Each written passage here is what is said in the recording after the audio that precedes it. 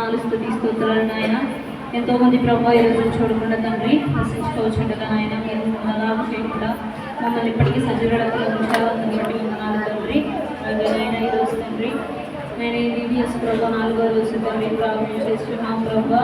ఆయన పాటల ద్వారా మీ నామము మహిమపరచబడినా నమ్ముతున్నాం తండ్రి. ఆయన బిడ్డలు కథలో చిన్నగా తండ్రి గుర్తుపెట్టినటువంటి జ్ఞానం దయచేయండి తండ్రి. మంచి ఆలోచన శక్తిని దయచేయండి ప్రభావ. నేను తోడుగా ముందుకు నడిపించమని కోరుకుంటూ ఆయన చిన్న ప్రార్థన పాదాలు చిన్న చేర్చుకోమని నా ప్రియుడు నా ప్రేరక్షకుడైన యేసుక్రీస్తు పరిశుద్ధ నామములో ప్రార్థన చేసి అడిగి వేడుకొంచు పొంది ఉన్నాము తండ్రి.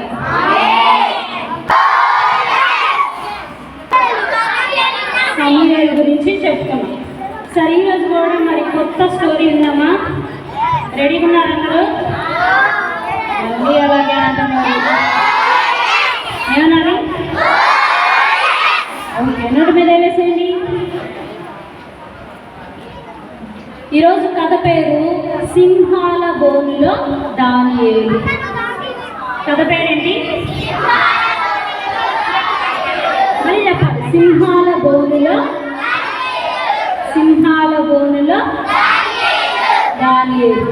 ఈ స్టోరీ నేను అసలు సింహాల బోనులోకి దానియేలు ఎలా వెళ్ళాడో తెలుసుకోండి, సరేనా? అయితే బబులోను అనే ఒక ఊరుంది. ఏంటి ఆ ఊరి పేరు? ఏంటి ఊరి పేరు? ఈ ఊరిలో బెల్షజరు అనే రాజు ఉన్నాడు. రాజు పేరేంటి? బెల్షజరు. పేరు తిరగట్లేదా? కానీ గుర్తుపెట్టుకోవాలి ఈ పేరు. అర్థమైందా? ఇది చూడాలి నా వైపు. ఏం పేరు? బెల్షజరు. అయితే చక్కగా ద్రాక్ష రసం తాగుతున్నాడు. ఏం తాగుతున్నాడు? నేను చెప్పాను కదా, ద్రాక్ష రసం ఎక్కువగా తాగితే ఏమవుతుందని చెప్పాను? మత్తు వస్తుంది కదా. కానీ ఇతను ఎక్కువగా తాగుతూ ఉండేవాడు. అయితే తనతో పాటు ఉండేటువంటి వాళ్ళకు కూడా ఇచ్చేవాడు అనమాట ఆ ద్రాక్ష రసం. తన పక్కన ఎవరు ఉండేవాళ్ళు. మనం కూడా ఏమైనా స్నాక్స్ తెచ్చుకుంటే మా ఫ్రెండ్స్కి ఇస్తామో ఇవ్వమా? మీరు ఇస్తారా? ఇవ్వకుండా మీరే తింటారా? ఇస్తారా? సేమ్ అలాగే తిను కూడా ఏం చేసేవాడు? తాగుతూ పక్కన వాళ్ళకు కూడా ఇచ్చేవాడు. అయితే ఆ ఊరిలోనే దానియేలు అనేటువంటి జ్ఞానము కలిగిన వ్యక్తి ఒక ఆయన ఉన్నారు. ఏంటి ఆయన పేరు? దానియేలు. అతనితో పాటు 2-3 ఫ్రెండ్స్ ఉన్నారు. దానియేలుతో పాటు ఎవరున్నారు? ఫ్రెండ్స్ ఉన్నారు. అయితే వీళ్ళందరికీ కూడా బెల్షజరు రాజు ద్రాక్ష రసం ఇస్తున్నాడు. ఎందుకని ఇస్తున్నాడు? తను తాగుతున్నాడు లేదా? తాగుతున్నాడు. మరి పక్కన వాళ్ళకి కూడా ఇవ్వాలి అని చెప్పి ఆజ్ఞిస్తున్నాడు పనోళ్ళకి. వీళ్ళకి కూడా ఏం తీసుకురావాలి? ద్రాక్ష రసం తీసుకురండి అంటే వాళ్ళు చెప్తారు, అయ్యా మేము ద్రాక్ష రసం తాగం. ఎవరంటున్నారు ఈ మాట? ఎవరంటున్నారు? దానియేలు తనతో పాటు ఉన్న స్నేహితులు ఏమంటున్నారు? తాగుతామంటున్నారా? తొందర తీసుకురండి అంటున్నారా? మేము తాగము అంటే మరి ఏం చేస్తారు మీరు? ఏం తింటారు, ఏం తాగుతారంటే మేము కూరగాయలు తింటాము. కూరగాయలతో ఏమైనా వంట చేస్తే తింటాము, నీళ్లు తాగుతాము, అంతేకాని ద్రాక్షారసము మాత్రం మేము పుచ్చుకోము, మేము తీసుకోము అని చెప్పారు. సరే, మరి వాళ్ళు ఇబ్బంది పెట్టడం ఎందుకని రాజు వాళ్ళకి కావాల్సినటువంటి ఆహారమే వాళ్ళకు పంపించాడు. తర్వాత చాలామంది ఆశ్చర్యంగా ఆలోచించేవాళ్ళు, రాజుకేమో అనారోగ్యం వస్తుంది, తినకెందుకు అనారోగ్యం రావట్లేదు దానియేలుకి అని ఆలోచిస్తూ ఉండేవాళ్ళు అందరూ. దానికి కారణం ఏంటి? Very good. ఏంటి? ఎవరు ఎక్కువగా తాగేవాళ్ళు? రాజు పేరేంటి? బెల్షజరు. ఈ రాజు ద్రాక్షారసం ఎక్కువ తాగడం వల్ల తన అనారోగ్య పాలయ్యాడు. దానియేలు కూరగాయలు నీరు తీసుకోవడం వల్ల ఆరోగ్యంగా ఉన్నాడు. మనం కూడా అంతే కదా, జంక్ ఫుడ్ ఎక్కువగా తింటే మనకు కూడా ఒంట్లో బాగోదు, అవును కదా? అలాగే ఈ బెల్షజరు కూడా అనారోగ్యం వచ్చింది. అప్పుడు తను ఒక రోజు ఒక చోట కూర్చొని ఉంటే ఒక చెయ్యి, ఏంటది?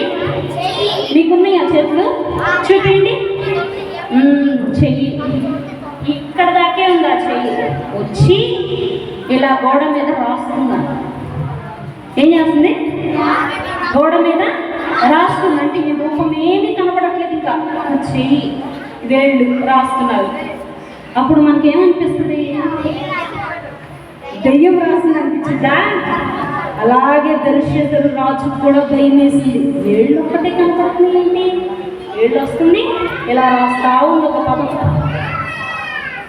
రాస్తా ఉంటుంటే ఈయనకి షాక్, అర్థం అవట్లా. మనిషి లేడు కానీ ఏముంది, చెయ్యి మాత్రం వెళ్ళి రాస్తుంది ఏంటని ఆశ్చర్యపోయి భయం వేస్తూ ఉంటే, ఆ ఊరిలో అందరికీ ఒక వ్యక్తి అంటే బాగా ఇష్టం. ఆ వ్యక్తి ఎవరు? దానియేలు. ఎందుకనంటే ఏ ప్రశ్న అడిగినా, ఎంత కష్టమైన ప్రశ్నకైనా సులువుగా సమాధానం చెప్తాడు. ఎలా చెప్తాడు?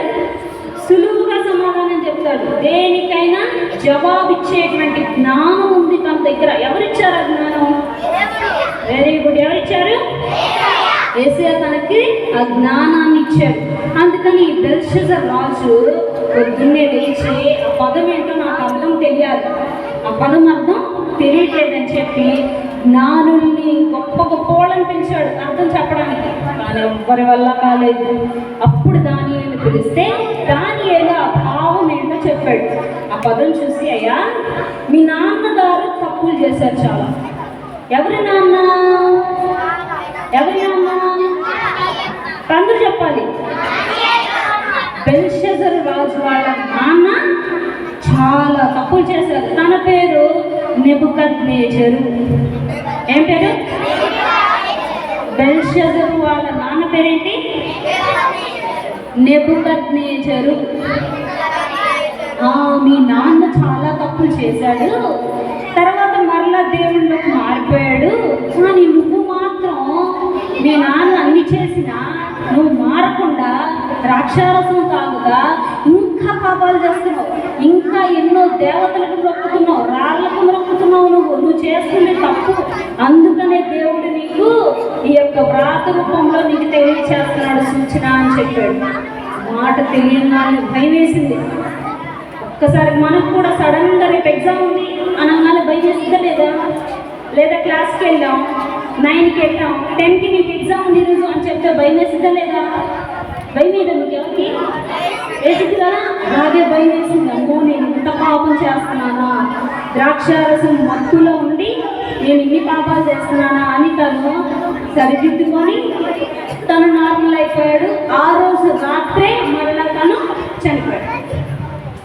ఎవరు చనిపోయింది? ఎవరు?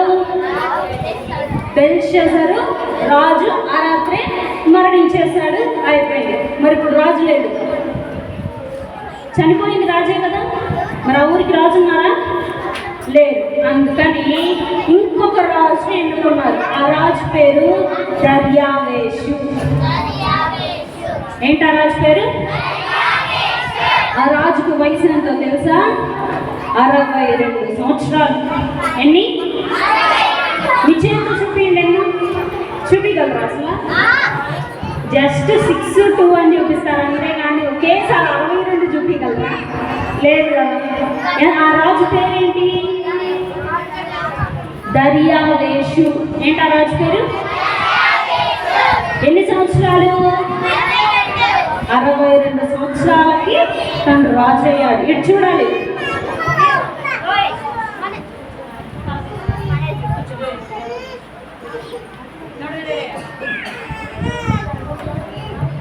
అరవై 62 సంవత్సరాలకి. సరేనని చెప్పి తినకు కూడా దానియేలు గురించి తెలుసు. దానియేలుకు ఉన్నటువంటి ప్రత్యేకత ఏంటి? ఏంటి? చక్కగా ప్రార్థన చేస్తాడు. ఇంకా ఏ ప్రశ్నకైనా సమాధానం చెప్పగలడు. జ్ఞానం కలిగినటువంటి వ్యక్తి ఈ దానియేలు. ఈ దానియేలు గురించి రాజు కూడా తెలిసింది. అయితే ఈ రాజు ఒక శాసనం నిర్మించాడు. ఏంటి? ఒక పని చేయాలి. ఏంటి అంటే ఈ రాజ్యం అంతా చుట్టానికి కొంతమంది అధిపతులను పెడదాం అని చెప్పి 128 అధిపతులు పెట్టాడు. ఎంతమంది? ఎంతమంది అంటే ఇంగ్లీష్లో ఎంత? ఎంత? అందరు చెప్పాలి. 120 మెంబర్స్ని, అంతమందిని అధిపతులుగా పెట్టాడు. వాళ్ళ ఆ 120 మందికి అధిపతులుగా 3 పెట్టాడు. వాళ్ళకి పైగా ఎంతమందిని పెట్టాడు? 3 ప్రధానులను పెట్టాడు. ఆ 3లో ముఖ్యమైన వ్యక్తి ఎవరు అంటే దానియేలు. ఎందుకు ముఖ్యమైన వ్యక్తి దానియేలు? తను చాలా జ్ఞానము కలిగిన వాడు, దేవుని యందు భయము భక్తి కలిగిన వాడు కాబట్టి తను ముఖ్యుడు అందరికంటే. సరేనని అందరూ దానియేలు గౌరవిస్తుంటే నచ్చట్లేదు ఊళ్ళో వాళ్ళకి. మనం కూడా అంతే కదా, క్లాస్లో ఒక్కళ్ళనే పొగిడితే పద్దాకలు నచ్చుతుందా చెప్పండి? ఒకళ్ళనే నచ్చితే పొగుడుతుందా? ఇప్పుడు మీ అందరిలో ప్రైజ్ ఒక్కళ్ళకే ఇస్తే బాధేసిద్దిగా మిగతా వాళ్ళకి, అవునా లేదా? ఇటు చూడాలి. అలాగే ఈ దానియేలు అందరూ పొగుడుతుంటే తనకు అంత స్థానం వచ్చేసరికి అందరికీ కూడా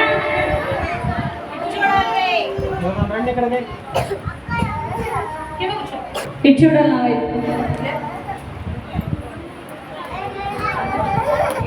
ఎక్కడ పంచుతారు? పెద్దగా పెద్దగా చెప్పాలి.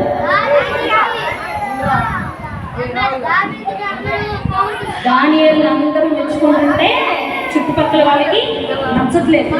వీళ్ళందరూ కలిసి ఊరంతా కలిసి రాజు దగ్గరికి వెళ్ళారు. ఆ రాజు పేరేంటి? ఏం పేరు? వెరీ గుడ్, పెద్దగా దర్యావేషు. రాజు దగ్గరికి వెళ్ళి, అయ్యా మీరు ఒక శాసనం పెట్టాలి. ఏమంటే 30 రోజులు, ఎన్ని రోజులు? 30 రోజులు నీకు తప్ప ఎవరికి ప్రార్థన చేయకూడదు, నీకు తప్ప ఎవరికి మొక్కకూడదు అని ఈ శాసనం మేము ఏం చేసాం. నువ్వు కూడా దానికి ఏం చేయాలి? సంతకం చేయాలి. అంటే వీళ్ళు అనుకుంటే సరిపోదు, రాజు సంతకం ఉంటే అది ఎవరైనా చేయాలి. చెయ్యను అంటే వాళ్ళని తీసుకెళ్ళి సింహాల బోర్డులో వేశారు.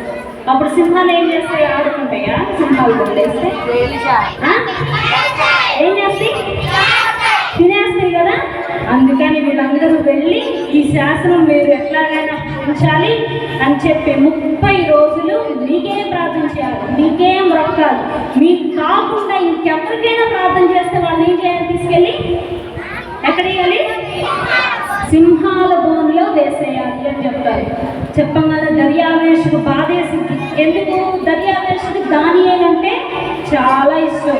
వీళ్ళు దానియేలు మీదే పగపట్టారన్న సంగతి కూడా తనకు తెలుసు. కానీ వీళ్ళందరూ వచ్చి అడిగిన తర్వాత తను కాదని లేకపోయాడు. మరి వాళ్ళందరూ వచ్చి అడిగాక చెయ్యాల్సిందే, ఇంక రాజు సంతకం చెయ్యాల్సిందే అని చెప్పి సంతకం చేయించుకొని ముద్ర వేయించుకున్నారు. రెడ్ స్టాంప్ ఉంటుంది తెలుసా మీకు? ఆ ముద్ర వేయించేశారు. అంటే ఇంకా రాజు కూడా తప్పకూడదు. ఒక్కసారి మళ్ళీ సడన్గా ఇదే వద్దు శాసనం తీసేయండి అని అంటాడేమో అని రెడ్ స్టాంప్తో ముద్ర కూడా వేయించి రెడీగా ఉంటాడు.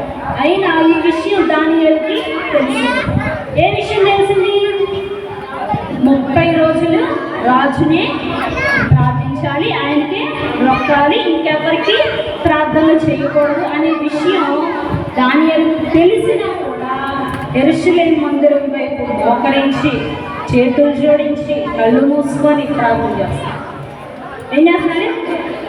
తను చేసింది కరెక్టా రాంగా చెప్పాలి. ఎందుకు కరెక్ట్? రాజు ఆజ్ఞ ఇచ్చాడు కదా చేయకూడదని, అయినా ఎందుకు చేస్తున్నాడు? మరి రాజు మాట వినకపోతే తప్పేగా? రాజు మాట వినకపోతే తప్ప కాదా? మీరు చెప్పండి. తప్పే కదా. మరి దాన్ని ఏం చేసింది ఏంటి? తప్పేనా? దానియేలు ఏంటి? మొక్కితే ఒక్క దేవుడికే, ఎవరికి? దేవుడికి మాత్రమే మొక్కాలి, ఇంకెవ్వరికి మొక్కడానికి లేదు. నన్ను ఏమైనా చేసుకునేవాడు, నేను మాత్రం దేవుడికే మొక్కుతా అనేటువంటి ఆలోచన కలిగి ఉన్నాడు. సరేనని చెప్పి ప్రార్థన చేస్తుంటే తన దగ్గర ఉన్నటువంటి వాళ్ళందరూ కూడా చూసి గబా గబా రాజు దగ్గరికి పరిగెత్తుకుంటూ వెళ్ళి, నువ్వు ఒక శాసనం ఇచ్చావు కదా, ఏంటా శాసనం? పెద్ద చెప్పాలి. ఏంటి? 30 రోజులు రాజుకే ప్రార్థన చేయాలి. ఇంకా వాయిస్ చెప్పట్లేదు. రాజుకే మొక్కాలి. నొక్కకపోతే సింహాల బోన్లో వేసేయాలి అని ముద్ర వేసావు కదా నువ్వు కూడా. ఆ దానియేలు మాత్రం ఎటువంటి తిరిగి ప్రార్థన చేస్తున్నాడు? యెరూషలేము ప్రార్థనా మందిరం వైపు తిరిగి ప్రార్థన చేస్తుండగా మేము చూసాం. కాబట్టి తమ తీసుకెళ్ళి ఎక్కడ వేయాలి? సింహాల బోన్లో నువ్వు వెయ్యాల్సిందే అన్నాడు. మరి రాజు ఏమన్నా మాట్లాడతాడా? ఏం మాట్లాడలేదు. అందుకని చెప్పి సరే నేను దానియేలు పిలవండాడు. దానియేలు పిలిచాడు. అయ్యా దానియేలు ఎందుకు ఇట్లా చేసు, నాకే ప్రార్థన చేయాలని చెప్పాను కదా అని మాట్లాడిన దానియేలు మాత్రం నిష్ఠగా ఉన్నాడు. మీరేమన్నా చేసుకోండి, నేను మాత్రం ఎవరికి ప్రార్థన చేస్తాను? దేవునికే ప్రార్థన చేస్తాను. ఎవ్వరికి మొక్కను, ఎవ్వరికి ప్రార్థన చేయను. అందుకని చెప్పి తనని తీసుకువెళ్ళి ఎక్కడేశారు? సింహాల బోన్లో వేశారు. ఆ బోన్లో అలా వెయ్యంగానే దానియేలు సింహాలన్నీ పక్కకి వెళ్ళి కూర్చున్నాయి. ఇదేంటి సింహాలు తినేయాలి కదా, అసలు మనుషులు చూస్తేనే తినాలనిపిస్తుంది. అది తినకుండా ఏం చేసింది? పక్కకి కూర్చేసి సైలెంట్గా కూర్చోమన్నా. దేవుడు దేవదూతలను పంపాడు. ఎవరిని? దేవదూతల్ని పంపాడు. సింహాల నోళ్లను మూసేశాడు. అవి తెరవకుండా మూసేశాడు. తినేం చేస్తాడు? ఇంకా మోకరించి చేతుల్లో నుంచి ప్రార్థన చేస్తాడు. ఎక్కడున్నాడు తను?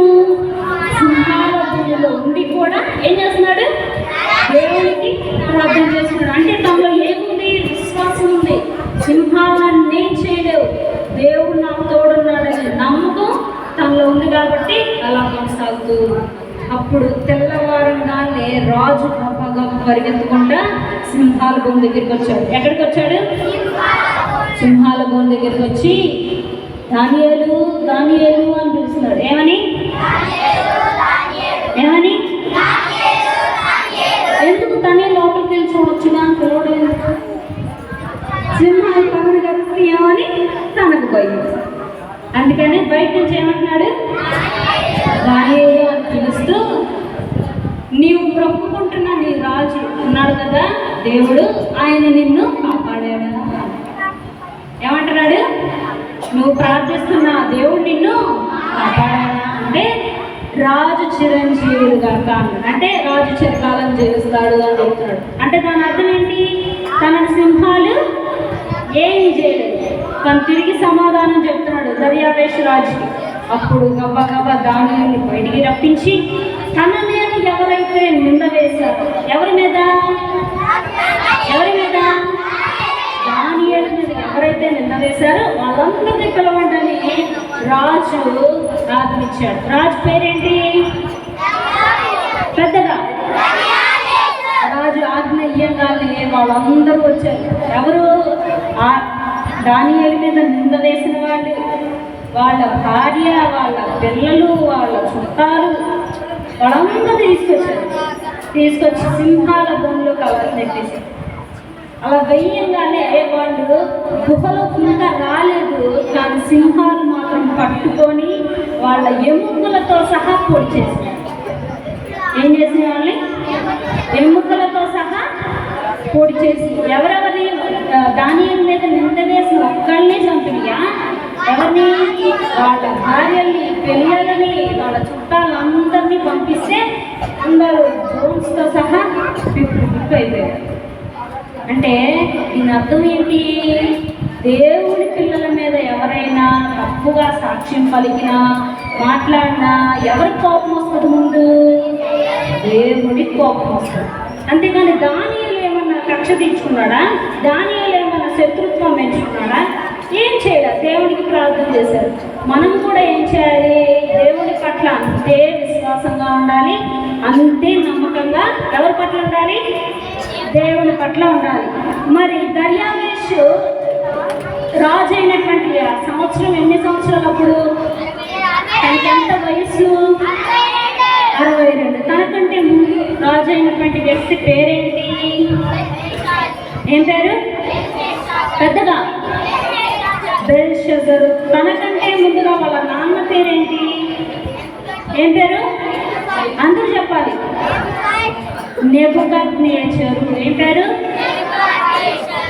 బెల్షస్సరు బెల్షెజర్కి తప్పు చేస్తున్నాడని దేవుడు ఎలా చెప్పాడు? ఎలా? కిందకి దిగొచ్చి మాట్లాడారా? ఎలా చెప్పాడు? ఒక చేత్తో ఒక వర్డ్ రాశారు, దాని మీద రాస్తే ఆ వర్డ్ రాయగానే రాజుకు అర్థమైపోయిందా? ఎవరు చెప్పారు దాని భావం? దానియేలే. ఎందుకు చెప్పాడు? ఎందుకంటే దేవుడు ఇచ్చినటువంటి గొప్ప జ్ఞానం తనకుంది. ఆ ఊర్లో అందరికంటే గొప్ప జ్ఞానం ఎవరికైనా ఉందంటే అది ఎవరికి ఉంది? దానియేలుకు మాత్రమే ఉంది. కాబట్టి తను ఆ ప్రశ్నలకి సమాధానం ఇచ్చాడు. మరి దర్యావేషు రాజు వచ్చాక ఎంతమంది అధిపతులను పెట్టాడు? 150. అంత 120 మంది అధిపతులను పెట్టాడు. వాళ్ళ మీద ప్రధానులుగా ఎంతమందిని పెట్టాడు? ఎంతమంది? 3 పెట్టాడు. వాళ్ళకి ప్రధానిగా ముఖ్యుడు ఎవరు? ఎవరు? నిన్న కూర్చున్నట్టు క్లాసులకు వెళ్ళిపోండి అందరూ.